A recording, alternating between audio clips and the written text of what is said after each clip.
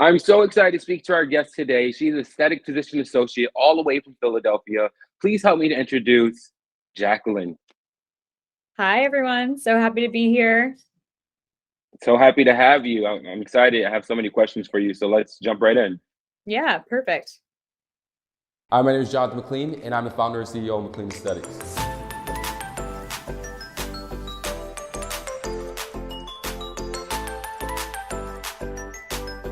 Welcome to the dark side. Let's go.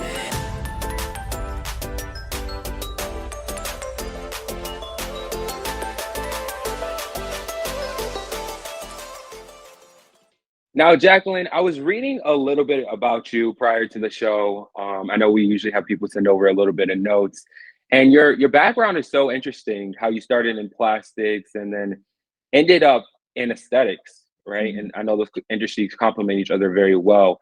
Can you tell the audience a little bit, kind of how you got a plastics job right out of college? Yeah, so I graduated from Thomas Jefferson University. When you're in PA school, you do multiple rotations. One of them is an elective, and I did my elective in plastics. So that gave me a little bit of experience in the industry to start off with. And I just applied to so many different jobs. And my first job out of school, I was working for like a general surgery practice group that had a plastics kind of component of it. And I kind of worked my way into it because I knew I always wanted to do aesthetics and plastics. Like I was one of those people who always had like a direct route to where I wanted to go. I was never confused about what specialty I wanted to be in. Mm. And I started working in plastics, and then I got recruited to go to another job where it was just pure plastic surgery, and I would be injecting and operating. But I think, getting into the aesthetic industry and even into plastic surgery is definitely a challenging task. So I always tell people, you start where you could provide value, right? So we in PA school know how to operate. So go to a surgery group that has plastic surgery, but maybe you'll be doing other things that you might not want to be doing, but you're still providing value. And that's the way to squeeze your way into the industry. Yeah, no, that's actually a really good point because a lot of people start like that, right? It might be like a family medicine clinic, and then they have aesthetics on the side, and you learn aesthetics, or vice versa, or anything like that. So I definitely agree with you. Yeah. Was there any stigma that you faced like before getting in the industry? I know some people view plastic surgery, aesthetics in many different ways. Did you face any of that getting in the industry or before deciding? Yeah. So, when I went to PA school, I think people were like, well, are you going to be saving lives? Right. Are you Mm. making a difference? And I always say that I am saving lives. Like, I think that people feel better on the inside when they feel good about the way they look on the outside. And I think if people don't feel good about themselves, they could be the healthiest person in the world. They still don't feel good on the inside. So for me, I do feel like I'm saving lives. I worked in reconstructive surgery. So I was doing things that like were really helping people feel better after, surviving breast cancer and things like that. So for me, like, yes, there was a stigma like you're not going to be working in the ICU or you're not going to be working on a hospital floor. But I think when people start to realize more of what I do and understand the industry a little bit better, the stigma goes away. Nice, nice, nice. And that's very true. It's still real medicine, I mean, you're still, like I said, you're still, like you said, you're still treating and like improving people's lives. Like their self-confidence, how you feel about yourself can go so far. I've seen just being in the industry myself. Yeah, no, definitely. Nice, nice. Is that kind of what kept you or is your motivation in this industry? Like, is that what keeps you going? Yeah, so I love when I get messages like when people are like, I never wanted to take pictures of my face. I never wanted to be seen in public. I never felt this good about myself. When people Mhm. say to me things like that, that keeps me going. But also, Mhm. I explain to people like I'm an artistic person. I grew up dancing. I always had an artsy side. I played the piano.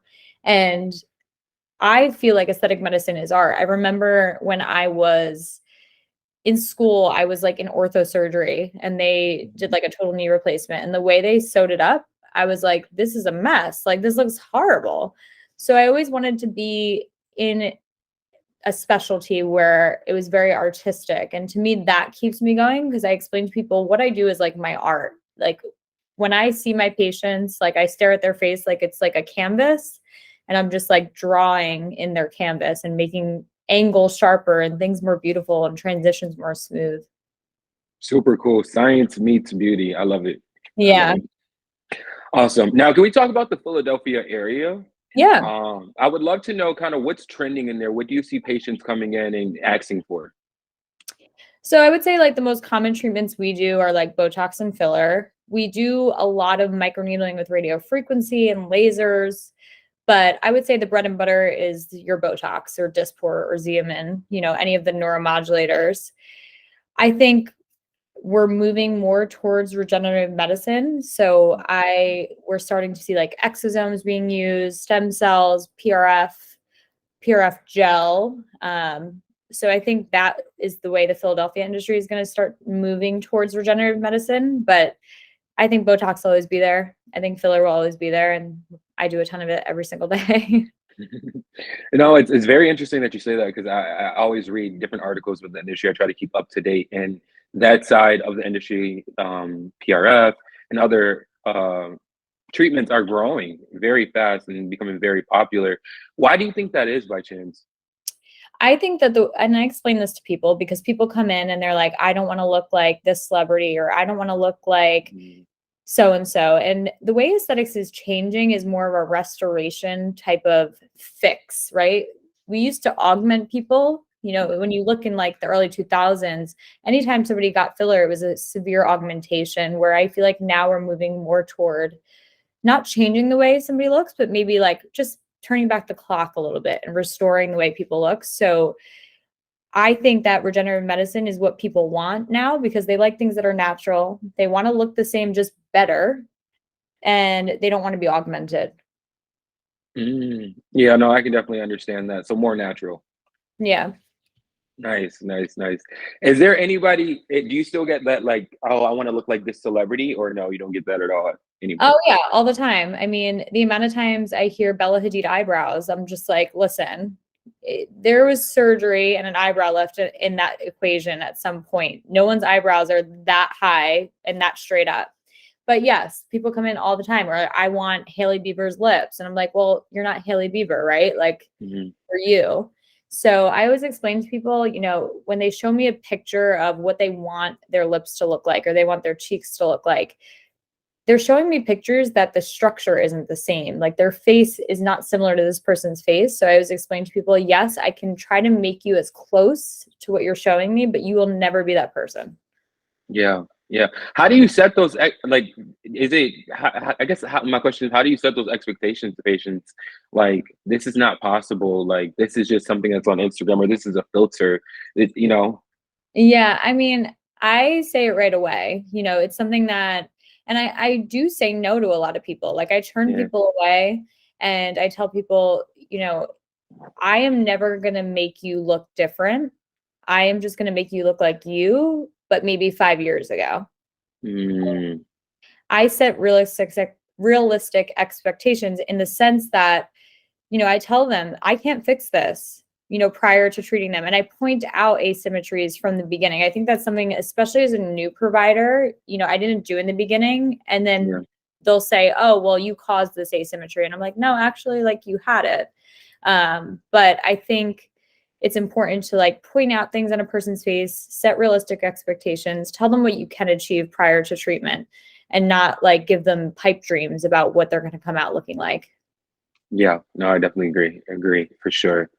Now, I'm the talent guy. I look for great talent all over the world, the places, the facilities. And I'm seeing like a lot of nurses, a lot of PAs wanting to get into the aesthetic industry. And a lot of them saying like, it's fun, like this is going to be interesting. Like, I just want to do it. Can you tell the audience kind of the hard work it takes to kind of really make it? And then also, I guess in the same question, what are some pros and cons of this industry?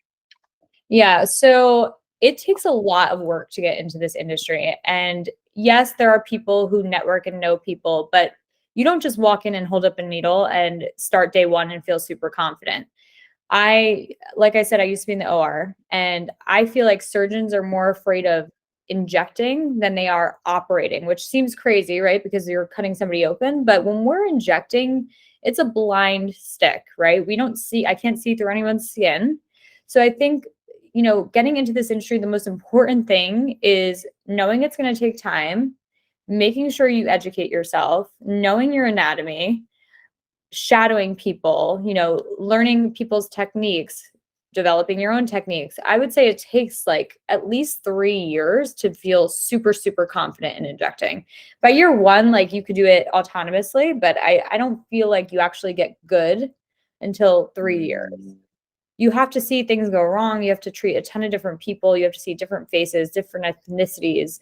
You really have to get that experience in order to feel good in this industry. So it's definitely like a buildup, and it takes time, and it's a lot of work on and investment too, because like you might be paying for courses that are not cheap, right? But you have to invest in yourself prior to going into this industry. It'll pay off in the end, but I always tell people, unless you have somebody who which I didn't, like my family's not in medicine. My dad's in finance. My mom was a teacher. My dad, I don't even think he knows my major still. But if you don't know anyone, you have to invest in yourself and really network, and then put in the time to learn the anatomy and the education. Yeah, no, I agree. And then in terms of like pros and cons of this industry, one thing I will say is it's pretty cutthroat, right? Like in the hospital, there will always be sick people. So if you're a hospitalist PA, it's never like you're going to run out of patients, right? In this industry, it's competitive. I mean, you build your book. It's similar to like if you were like a hairstylist who had to build their own clientele. These people are paying cash, right? They're not insurance patients. So there's a lot of hand-holding, there's a lot of building and trying to like find clientele and building your reputation, especially in the beginning. I would say the pros, and I think there's definitely more pros than cons in this industry, but the pros would be that the work-life balance is pretty decent. The pay is really good. You can make decent money, but that's not like that in the beginning. So when people have these pipe dreams, like, oh, I'm going to go into aesthetics, I'm going to make $1 million. I'm like, well, you don't have any patience. So like, you have to think about the fact that you need to build up to that. But the lifestyle is great. I mean, I love the experience of aesthetics. So I don't know. I don't like the feel of a doctor's office where they don't care about the patients that much. They're paying insurance. I like the whole like, oh, your patient walks in, we have nice drinks for them. It's an experience. So I think work-life balance, the whole experience is amazing. You get to meet a lot of incredible people. It's an industry that has so much funding and money that there's new things coming out all the time, which to me is like incredible because you're always learning and there's so much research in it, and there's just a lot of opportunity. Yeah, no, I like all those things you said. I'm sure someone that's coming from like a hospital setting can gain some knowledge from this and decide, hey, is this right for me? Or maybe I might want to stay where I'm at. Yeah. And there's no call, which is great. Yeah, that is great. Good work. Good. Like you only have to work a certain amount of days over a week, and you have sometimes you have weekends off. Sometimes you got to work on one Saturday or two Saturdays a month. Yeah. But there's no Amazing. overnight. I mean, holidays you're most of the time off. So Nice. Now, I'm sure with this being such a competitive industry, you have to really focus on building a personal brand. mm-hmm. One of the ways I found you is actually through your personal brand. You actually have your own podcast, the J Spot. Tell us a little bit about your podcast and how you were able to build your own personal brand. Yeah, so the podcast is something rather new. I just started it. It's called the J Spot. It's on Apple Podcasts and Spotify.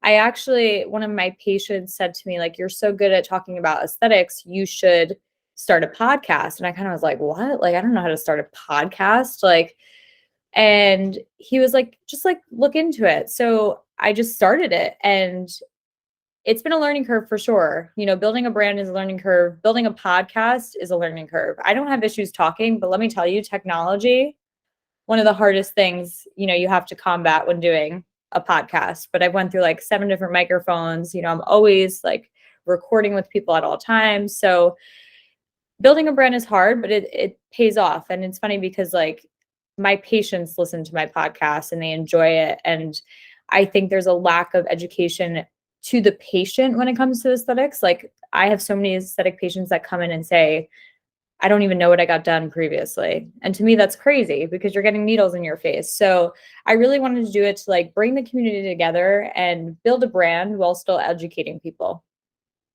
Yeah, no, I think it's a great idea. Very great idea because education, I feel like so many people are trying aesthetics for the first time in this industry. Like Yeah. people come like, oh, I want to try this. I'm just learning about Botox. And it's Yeah. not like they could just come in and say, hey, like this is how it works. Like they need to be educated about it. So, yeah, and I Yeah. agree. Yeah, for sure. Do you think like social media has been able to help you to retain new clients, get new clients? Do you think the podcast will work? What has been the most effective? Yeah, a lot of people find me on social media. For people who are just starting social media, one thing that I wish I did sooner was separate my personal account from my aesthetics account. So I Mm, actually just started my aesthetics account last year, less than a year ago. And it has a decent following for being a newer account, but I don't think anyone should mix their personal life and their work life. So if you're mm. starting an Instagram, I would start it separate. But I definitely have a ton of patients that find me on social media, but also like I have a ton of patients who are thinking about getting something done and they just really want to see before and after. So it's like a portfolio for me. And I always say like an artist has a book of all their paintings where like Instagram is kind of my book of paintings, right? It's my work and patients really rely on looking at before and afters when they choose which provider they're going to go to. Do you think it's almost essential that a new provider starts an Instagram when jumping into the industry? Yeah, I do. I do. One thing I will say is our industry is getting very saturated on Instagram. So I think people get some like pipe dreams about what Instagram is going to do for them. But back like 10 years ago, if you sold yourself on Instagram, like you got a lot of clients from that. I just think now it's changing a little bit. And there's definitely like with the algorithm and all these other things, it's a lot harder to use it as a business tool, but I still think it's effective. Yeah. What I'm seeing a lot too is like TikTok is becoming almost a new Instagram for an injector. I see like many injectors have millions of views off they're just doing a procedure. So it's like I think that's becoming a new avenue. Yeah, TikTok is great. Yeah, yeah, yeah. Awesome. Did you ever think coming out of school you were gonna have to do TikTok and Instagram to grow your career? No, and it's funny because I when you talked about pros and cons, one thing I will say, not that it's necessarily a con, but you have to think like doing social media is another job in itself. So there's a lot of time when you work in aesthetics that you put in not on the job, right? So you have to be willing to do that as well. Yeah, yeah, no, that's very true. Building that personal brand Hmm. and even communicating with clients after hours, I can Yeah, say for sure. yeah. Awesome, awesome. Who are some key opinion leaders in the industry that you could recommend for the audience to maybe follow? Yeah, so a few of my favorite, one is Dr. Chris Zurich. He's out of Kansas City, I believe. But he's like an anatomy expert. If you're getting into this industry and you want to learn anatomy, he's the guy. He does a ton of videos for Galderma.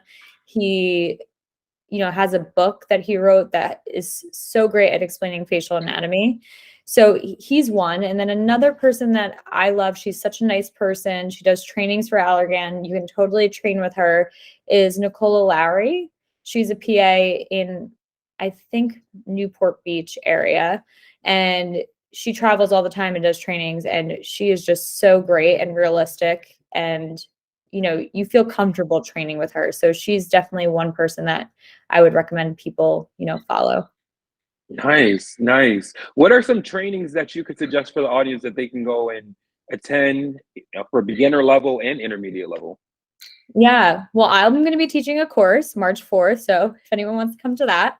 um, but a lot of med spas now are starting universities. So this wasn't around when I started. I like trained on the job for the most part, but it's a really great opportunity for people because this didn't exist. And now you can go to these trainings and do didactic and hands-on courses. So I would look at different med spas and some of them are offering, a university and courses. The other thing I will say is a lot of pharmaceutical companies like Allergan and Galderma, they have trainings. There's a lot of online training that these companies have. So, you're able to view video like when I first was getting in the industry, I probably watched, I want to say like out like days and days of videos. Like I would watch all the videos on the Gain platform, which is through Galderma, and I had to have watched over 150 videos and studied them and took notes. So I always say like there's resources out there, you just need to utilize them. I like that. I like that a lot because, like, everyone always talks about that 1,000 hours, putting that 1,000 hours in before you Mhm. become a master. And you putting in those hours in the beginning, not even really having the hands-on experience, but really practicing in the mind is Yeah. amazing. Yeah. Awesome, awesome. I would like to ask you, what are some tips to really having like longevity in your career? So one thing I will say is it is competitive and it is cutthroat. You need to be able to separate. So I think in aesthetics, there's a constant pressure to keep up, to keep posting, to keep finding clients, to making sure your clients are retained and staying with you. But you're going to burn out, if you don't separate from being an aesthetic provider and just living your life, right? So Mm, I always say, work-life balance, so important. Don't stress the little things, make mistakes because and don't dwell on your mistakes, just learn from your mistakes. That's one thing in the beginning, like when I made a mistake, it would ruin my entire week, right? And you can't think like that. You're going to make mistakes. So I would say in order to have longevity, make mistakes, but learn from them and have a good work-life balance. how do you maintain a good work-life balance? So I try to like select hours in my day that I work, even when I'm not injecting, I'm always working. And I was getting to a point where I was working nonstop. Like my friends were like, "Are you okay? Like you're never stop working." So I try to like give a cutoff time. So like I'll be like, all right, at 8 p.m. I'm gonna stop and I'm gonna just watch something on TV that's mindless. Things like that, just setting boundaries. Yeah, I couldn't agree more. I couldn't agree more. Like even me, I take Saturdays off and I just literally do nothing, nothing Yeah, at all. Because I used to work every single day. So work-life balance is huge, definitely huge. definitely. Awesome. Well, thank you so much for sitting down with me and discussing the aesthetic industry a little bit more. Tell everybody where they can find you and what you got planned next. So I work at Body and Beauty Lab in Philadelphia. I have a podcast called The J Spot and I teach a lot. So my name is Jacqueline Clarizio. My aesthetics page is Jacqueline Clarizio _aesthetics on Instagram. And then the J Spot also has an Instagram. So follow me and ask me for any tips. Awesome, awesome. And until next time, bye. Bye.